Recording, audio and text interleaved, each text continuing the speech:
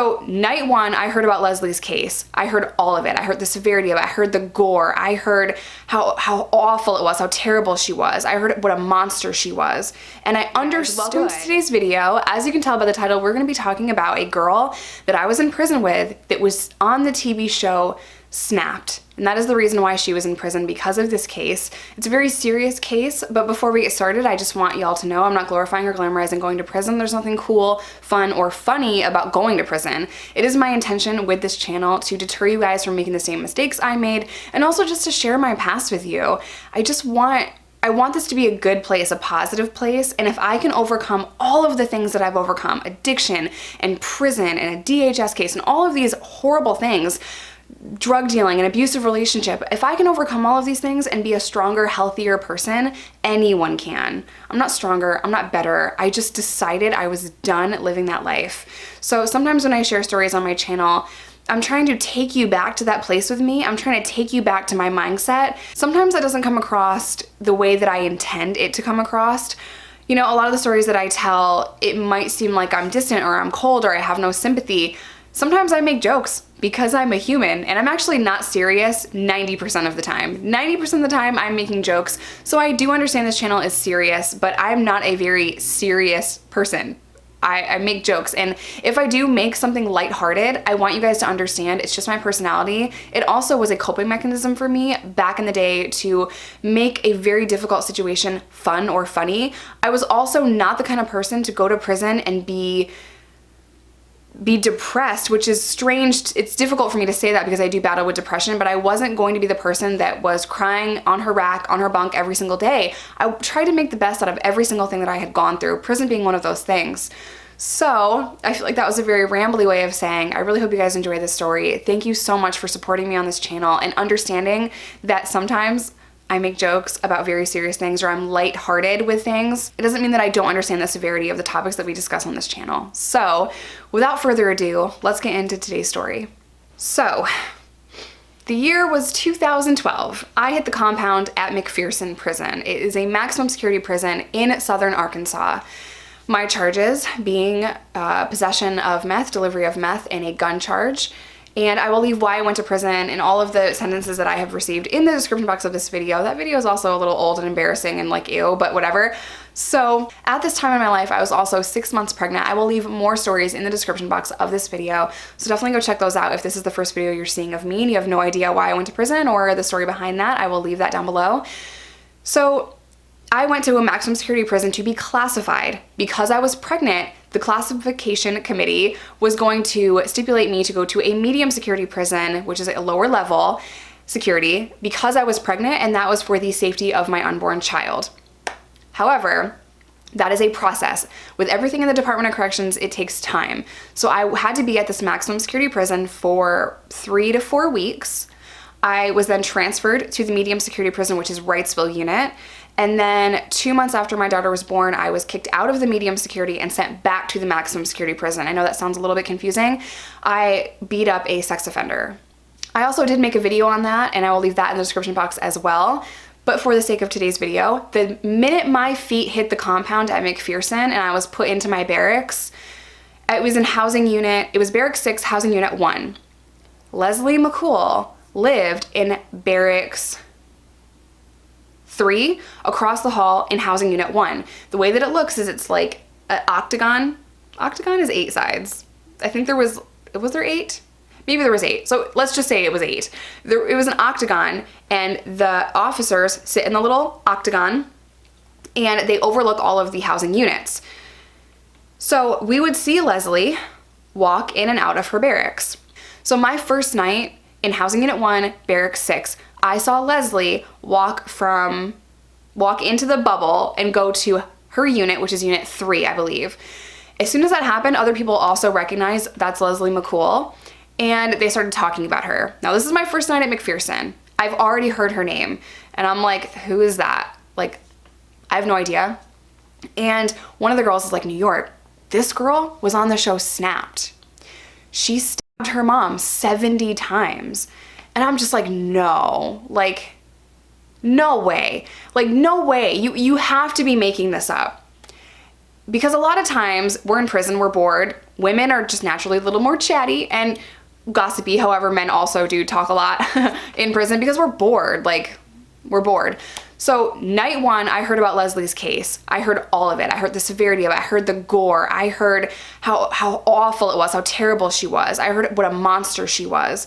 And I understood the way these women were talking about her. I understood why they would think that, because it's the most unspeakable crime you could ever imagine, is killing your own mother.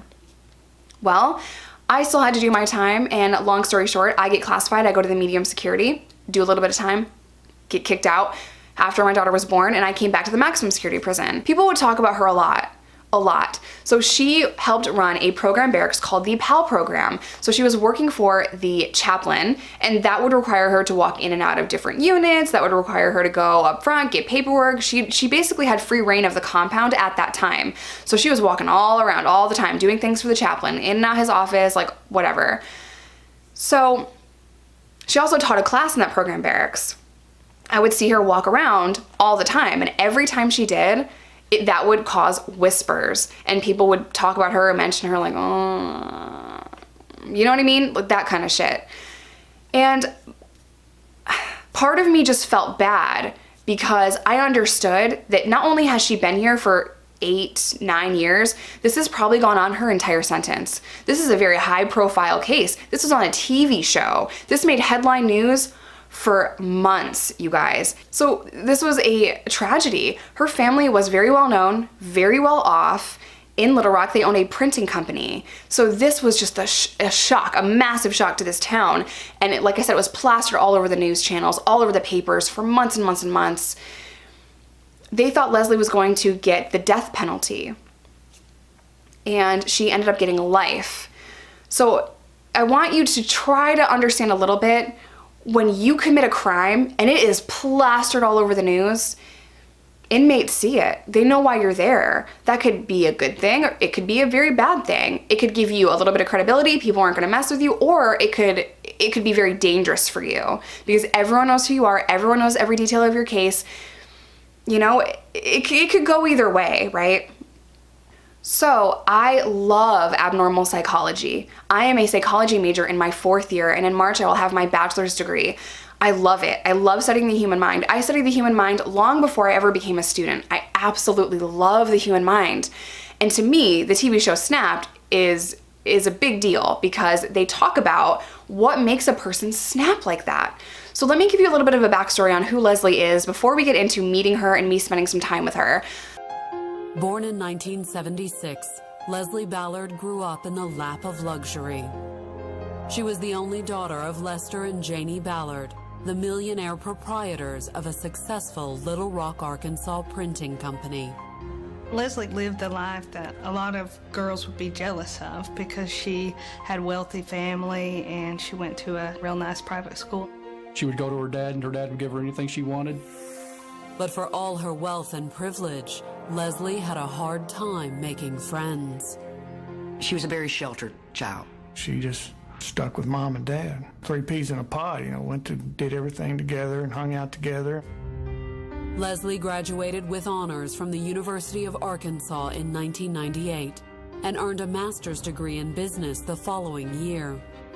Leslie was an only child. She has her master's degree. She's very intelligent. Her family was very well off and provided everything that Leslie needed, and then some. However, she was very sheltered. And what a later conversation with her revealed was that she was a very depressed person and very isolated and hated her life, hated herself, hated her body, hated everything about her life. She met a man named Mike McCool.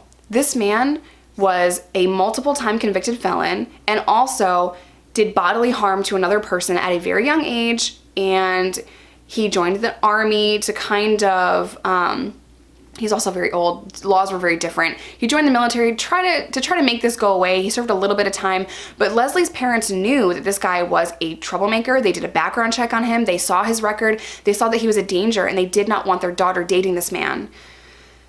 But she refused. He was a bad boy, and she was really drawn to that. He was outside her social circle. He was outside of the norm for her. He was exciting. He was fun. He was dangerous. Well, Leslie's father passed away. And because of this relationship that she had with Mike McCool, her dad only left her $25,000 in what was supposed to be a massive estate. It was supposed to be a massive sum for Leslie. Girl, $25,000, that's a lot of coin though, right? But she was very upset. That made Mike very mad, it made Leslie very mad. And they had hatched a plot to kill Jamie Ballard, her mother, because the way that the estate and the way that the will was written is if Jamie Ballard died within 30 days of her father's death, then Leslie would get the entire estate, everything. So Leslie, dressed in black, hid in the bushes and waited for her mother to get home. She then attacked her mother and she stabbed her mom over and over and over and over again.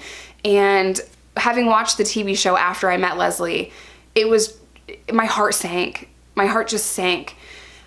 She almost decapitated her mom. It was a very violent, very vicious, very, very terrible thing. She also then ransacked the house to make it look like a robbery murder scene. You can watch the TV show. You can watch clips of it here on YouTube, and I'll leave it in the description box down below. So nearing the end of my sentence, I decided to sign up for a Christian program because in Arkansas prison, if you have drug charges, they're going to stipulate you to a program called SATP. It is a drug rehabilitation program. It lasts 6 months. However, there is a loophole in this prison where if you sign up voluntarily for the Christian program and you're not stipulated to SATP and you're trying to change your life on your own, the parole board will grant you parole. And since I knew that, and I knew how to manipulate the system, I wanted to do that just so that I could get out faster to be with my daughter. If they stipulated me, that'd be another 3 months away from my daughter. I could not do that. I had to do whatever it took to get out as fast as I can, and doing that program was part of it. Leslie ran that program. Her and a few other lifers taught classes in that program. And I watched her very closely. I'm a people watcher. Very early on, I'd kind of watch her body language. I would watch how she would react to things. Sometimes it would look like she's just a woman in the library, honestly, like just walking around, just kind of carefree. Other times, I could almost see that switch in her. It was almost eerie to watch how angry she would get, and then immediately, like, she'd get angry, but not explosively. She's a very implosive, angry person, and she would almost catch herself as if someone's watching her, and she would just get mad and then stone-faced again. And it was eerie to watch. It was very strange. She tried so hard to always put on a happy face and be happy and act like she is content or she is okay, but there is something much deeper there, and she is actively trying to help people. I'm sorry that if this is all over the place. She does want to help people that she meets in prison, and I give her credit for that. So let me walk you through how I became friends with Leslie, because we were friends. I would call her my friend. One day, the chaplain of this program barracks came in, and he was very upset because women were chatty or talking about Leslie behind her back. And he said, if you have something to ask her, she's right here. Just ask her. Stop talking about her behind her back. Be a grown-ass woman and ask her face-to-face about her crime. If that's what you want to know, she will tell you. And I was like, word, I want to know. Like, right? So I waited until the end of the day. I waited until she was in her downtime, class days off, kind of chilling, making some food. And I said, hey, Leslie, do you have a minute? Now, I had talked to her here and there, but we never sat down and talked together. I, said, hey to her, what's up, or what's for chow, like little comments here and there, not a full dialogue conversation at this point yet. And she said, yeah. And I asked her, I just really want to know what happened. And the look on her face was complete shock. And she was taken back by this, which shocked me because I'm like, girl, you've been here 8-9 years. Like, hasn't anyone asked you? And I say that to her. I said, hasn't anyone ever asked you this? And she said, Jessica, no. And now I'm thinking, how is that possible? How is it possible? Now, I do know that lifers, it's kind of, you don't just walk up to someone with life and say, oh, why'd you get life? What'd you do, man? What'd you do? What happened? You don't just do that, you have to have a little bit of respect. So I knew not to just walk up to her and be like, oh, what's up? What happened? Why are you here? Like, no, that's not how you approach it. Gotta have respect in prison. It's the number one thing. It's very, very important. So she said, can we sit down? And I said, yeah, of course. long pause. We sat down. There was a long, like, she was really thinking about how she was going to tell me this. She started to talk about how her relationship with Mike was very abusive. She was very depressed. She was suicidal. She tried to take her own life multiple times. That was what I heard from Leslie. And as she was struggling to tell me this story, I gave her a pass. I didn't press her too hard, and I didn't make her talk to me about the details of the case. And I said, we don't have to talk about this. I think it's really brave that you even sat down with me to share it with me. I showed compassion to her. I could see on her face the remorse, the shame, and the guilt that she is going to have to carry the rest of her life. And I didn't want to push her. I told her to have a good night, and I just went about my way, and I don't even know what I did that night. The next night, she was having dinner with 3 other lifers, her friends. That was her inner circle, was other lifers. And she said, hey, do you want to have dinner with us? And I was like, really? Like, I'm a short timer. And usually lifers don't really want to kick it with short timers because why? What's the point of being friends with someone that you know is just going to leave in a year or two? You know what I mean? And this was the end of my sentence. So I was like 4 months to the door. So I'm like, yeah, you want me to throw in? And she's like, no, we got it. So I just sat down and I ate with them, and we just talked about random stuff, about the program, about a movie. Like, it was just a typical conversation. And our relationship, our friendship progressed, and I would hang out with them all the time, and they would try to give me little scared straight moments, and you could just tell that they were actively trying to reach me. My cellmate was also a lifer that had capital murder, and her name is Millie, and I really loved her. I think she's an amazing person. So they would try to tell me, Jessica, you are one mistake away. You are one mistake away from pulling that trigger. What are you doing running around with guns and drugs? You've got to stop. You were so lucky you got a 5-year sentence. And in Arkansas, they make you do half. You're so lucky for this sentence. You have to understand that you are just 1 second away from spending the rest of your life making dinner with us. And it just stayed with me. It stayed with me to this day, and I've been out of prison almost 6 years. It has stayed with me. Every day, I'm so grateful for my freedom. I know a lot of people hearing this are confused at how I could be friends with someone that committed such a heinous act. It's simple. You separate that in prison. You have to separate the person from the crime sometimes, unless it is against a child. Whole different video. You just separated it. And I related more to people that were 10, 20 years older than me that could teach me something. I just related to them, and I could see that they have good hearts. They're good people that made horrible mistakes, horrible choices, and took a life. And they have to live the rest of their life with that guilt and that shame. I have a lot of respect for them because they didn't have to do that. They didn't have to welcome me into their circle. They didn't have to, I have like goosebumps thinking about it, you guys. They didn't have to try to reach me. They didn't have to share stories with me. They didn't have to let me in. They didn't have to let me know why they're there or give me the details of the case. While Leslie was a little bit timid and afraid to do that, other lifers were very willing to share their story in the street with me, Millie being one of them. And I will always appreciate those conversations. I will always remember those conversations. And while I think Leslie, of course, committed a horrible crime, I think that she's trying to live every day her best. And by doing that, what that means to her is helping other people, helping teach a class in prison, helping short timers, or for her being close to God. You know, she's very religious. She's very ingrained into Christianity, and that is what helps her. So hopefully you guys enjoyed this story, and I understand there's going to be some confusion here because my mind is all over the place just remembering Leslie. I kind of miss my friends. I know that sounds crazy. Like, I don't miss anything about prison. Prison's horrible. But I think about them all the time. I think about what they're doing. I think about, you know, what their mental state is like. Millie especially, because I spent the most time with her. But Leslie too, she was my friend, and like I said, I have a lot of respect for her. So hopefully you guys enjoyed this story time. I love you guys. Stay safe, stay sober. Do not break the law, because then you're going to meet your own lifers. Bye, you guys.